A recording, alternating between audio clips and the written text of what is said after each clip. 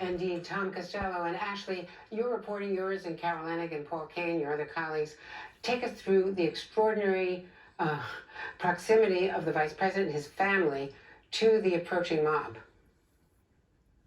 Absolutely. So the two key figures to remember here are 60 seconds and less than 100 feet. That is how close the violent mob of protesters, some of whom were chanting, "Hang Mike Pence," came to witnessing the vice president and really being in incredibly close proximity to him as he was spirited away from the Senate chamber and into his ceremonial office just off that chamber. At the beginning of your hour, Andrea, you played that video of Officer Goodman being incredibly heroic, and we now know luring the mob away from the Senate chamber and helping to keep those members safe. But there's that moment in that viral video at the top of the stairs where he pauses for a second and kind of looks over his shoulder to his left.